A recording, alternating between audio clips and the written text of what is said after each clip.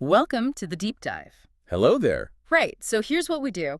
We grab a whole stack of sources, dive right in, and try to pull out the really key insights for you. Basically give you the good stuff, the important bits, maybe with a few surprises thrown in. Exactly, a shortcut to knowing what's going on. Today, we are jumping headfirst into these excerpts from Wizardborn. hmm And it really just throws us straight into this world that's, well, it's dealing with a lot. Intense political games, these really scary monster threats. And some incredibly tough personal stuff for the characters Yeah, involved. definitely. It's Yeah. a world where, kings are getting knocked off, armies are fighting things that don't even feel like they're from the same reality. And these weird powers are just popping up. Totally. And the cool thing about these sources is how we see it all from different angles. Right. You get the view from the top kings, warlords, that sort of thing. But then you also hear from, like, regular soldiers. Or people just figuring out they have these strange new abilities. It gives you this layered feel. You don't just see what's happening, but you kind of get what it feels like for them. Okay, so let's kick things off with the politics. It gets messy fast. There's this conspiracy brewing. Yeah, right away we hear Warlord Olmarg chatting with Anders about war plans. And there's this mention that someone called She has bolted, someone who apparently didn't like wine or war. Implying some kind of restraint is gone now. Seems like it. Like maybe things are about to get really chaotic. And then bam, the big news.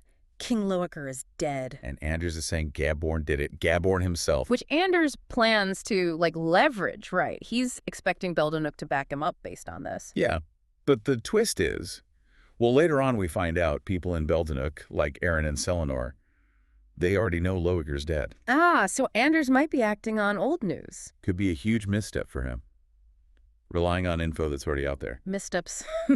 Common. Let's talk about Raj Ahten. There's a major clash there with the Akela judges. Oh, definitely. And it's personal.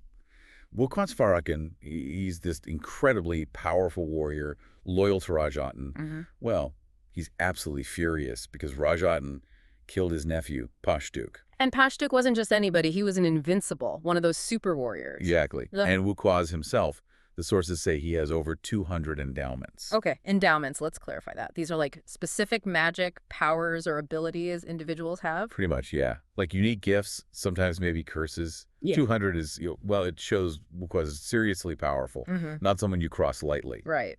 So Myrrima actually bumps into Wukwaz, and his group gets her arrow back. But the really interesting part is how the Akela react when they hear about Gaborn. They're shocked that Gaborn, the Earth King, didn't kill Raj Ahten. Yeah.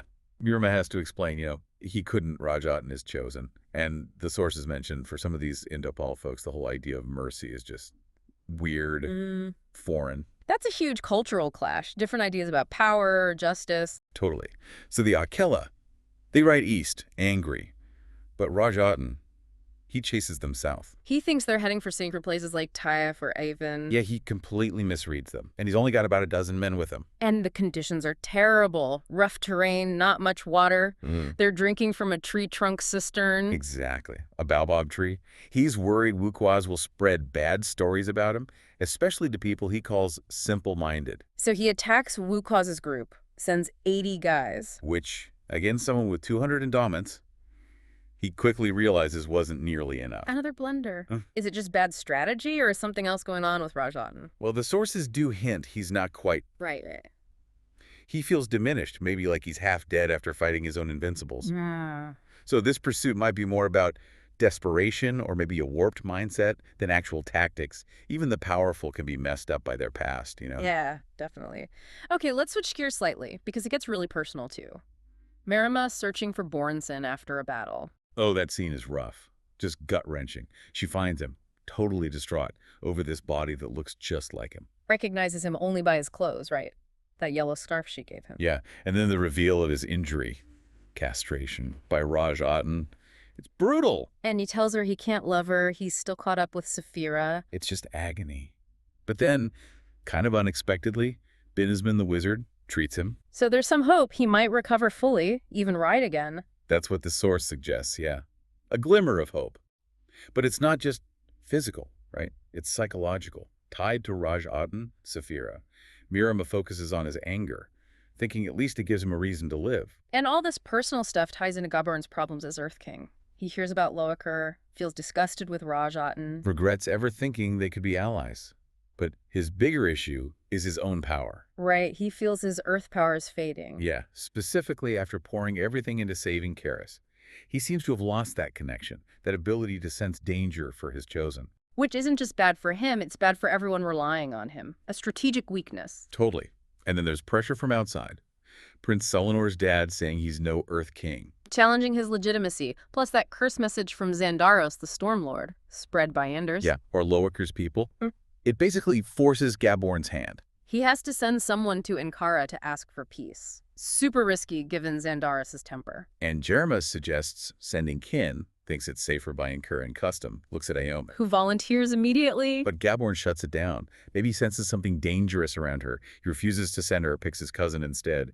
He feels drained, but certain about Aomen. Okay. And hanging over all of this, the reavers, the main threat. We hear about a victory, a celebration even, near some city. But even that feels fragile, especially with Gaborn's warning system seemingly down. And things in Kardish sound dire. The reavers made a, what is it, a seal of desolation. Yeah, it's described as this enormous blight, like 200 miles wide, killed crops, and crucially covers the blood metal mines Ahten needs. Makes a siege impossible, like an environmental weapon. Exactly.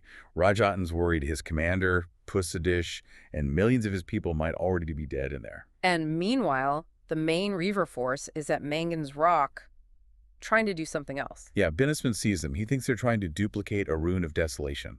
Okay, wait. Seal of desolation, rune of desolation, are they the same? Different? The sources suggest they're different. The seal is this big physical blight. The rune seems more magical, fundamental. Remember, reavers experience the world through smell. Runes are like powerful scents to them. Trying to duplicate one feels like they're trying to mess with reality itself, not just destroy land. Gaborn's really worried about it. Okay.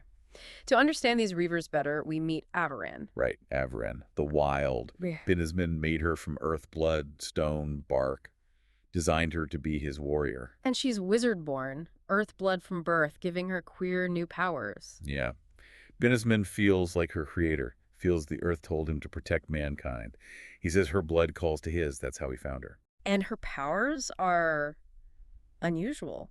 This child's lesson in wizardry. She eats dead reaver brains. Yeah. It's intense. That sounds horrifying. What's the effect on her? It messes her up, physically and mentally, makes her sick, feel disconnected. She gets their memories like walking on four legs, seeing people glow blue, runes as smells. And eating that one keeper who'd eaten a child, that really affects her view of them. Oh, absolutely. Total revulsion. Confirms for her they're just monsters, not people. But it's vital for intel. She identifies a worm herder reaver this way.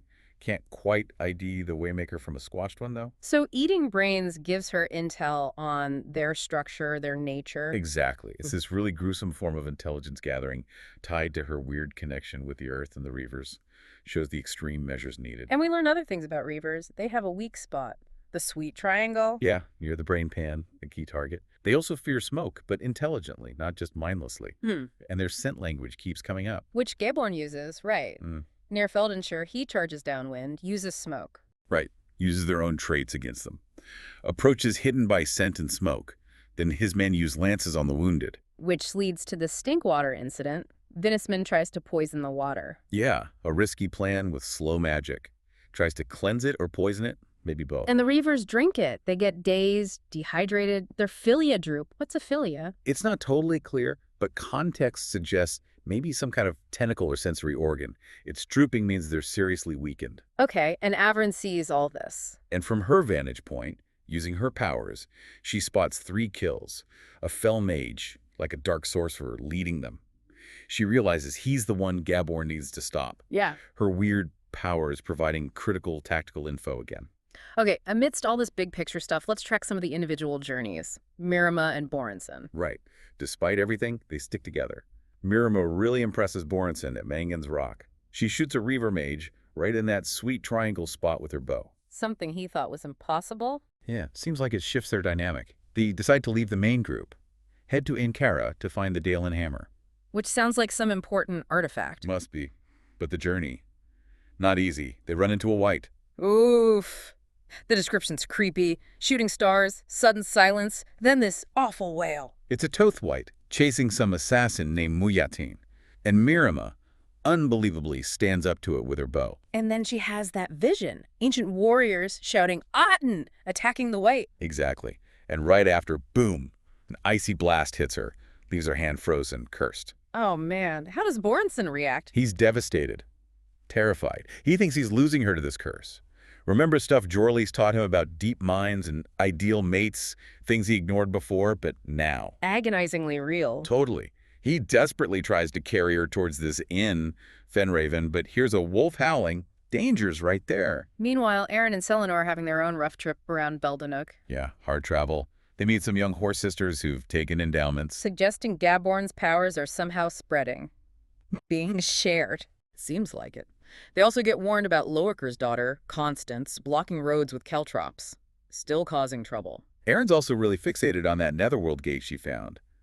Green flames, black ashes. Right, at Twinehaven, she's wondering if a normal person could go through, if her lost dagger's in there. Hints at some connection she has to these other realms. Maybe.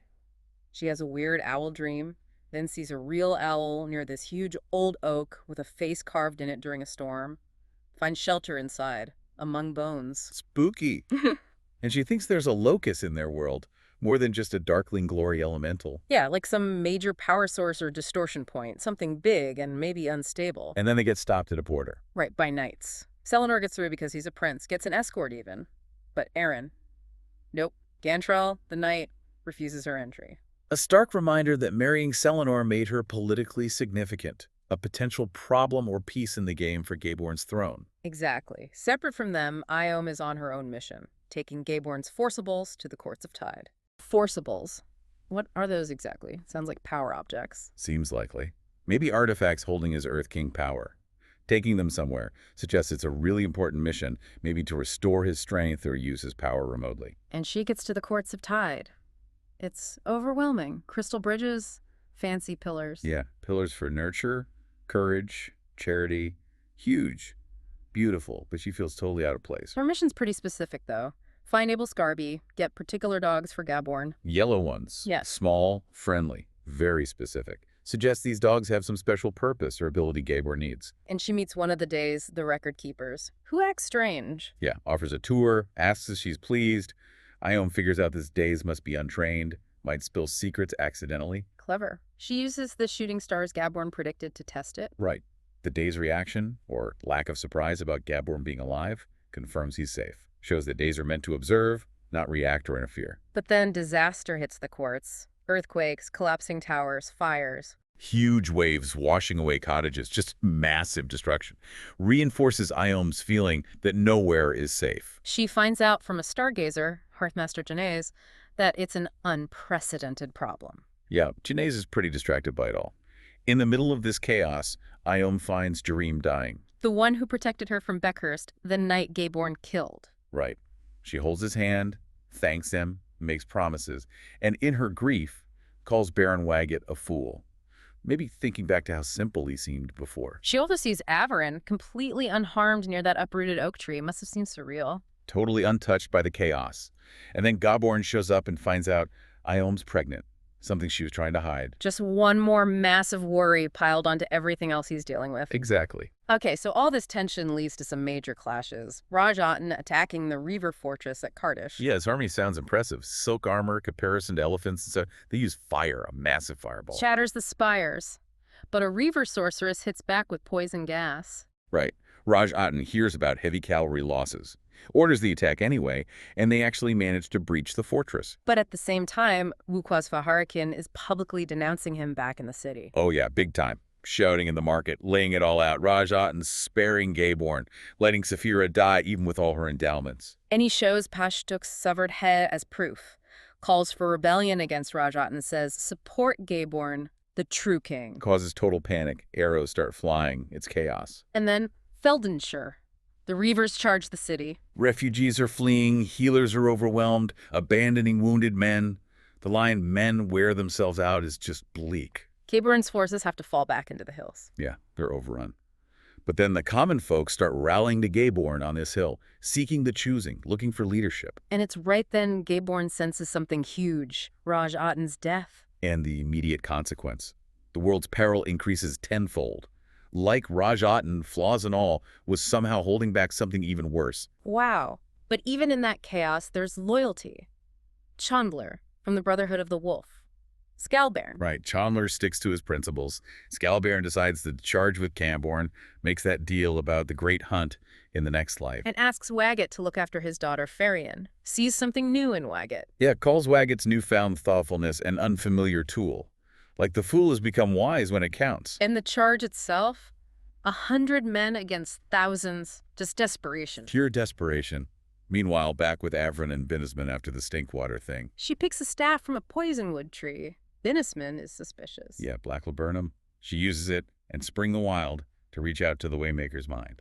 Senses its intelligence, but also its fear, exhaustion. Exactly. And she pleads with it, show me the way for both their peoples. And it works. The Waymaker comes towards them. Seems like it.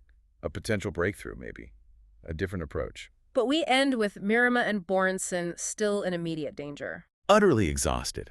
The cold from her cursed hand is spreading. She's in pain. He's terrified of losing her, struggling through the woods towards Fenraven. Hearing that wolf howl again, danger closing in. Yeah, leaves him right on the edge. So stepping back from all these details, wow, this world is just incredibly complex, isn't it? Oh, absolutely. It's teetering. Not just from the reavers and their, seals and runes. But from politics, old curses, personal trauma, loyalty shifting all over the place. We saw that whole political game, how fast it changes. The reavers, their power, how alien they feel. The new powers emerging, like Averan's brain-eating thing or Myrrima's cursed hand, always at a terrible cost. And threaded through it all, those deeply personal fights. For survival, for love, just trying to find answers when everything's falling apart. You really feel the sacrifices, lives lost, tough choices, compromising people, love being tested in these awful ways. It really makes you ask, in a world where power comes from force or magic or even smell. And you can't tell friend from foe sometimes. Right. What does it even mean to be a king? Or a warrior? Or just, a person trying to get by? And maybe the biggest question, when the earth itself seems to be pulling back its power, like with Gaborn, where do they find the strength or the magic to face what's coming? Yeah, the sources leave you hanging with that one, don't they? Definitely something to chew on after diving into this world.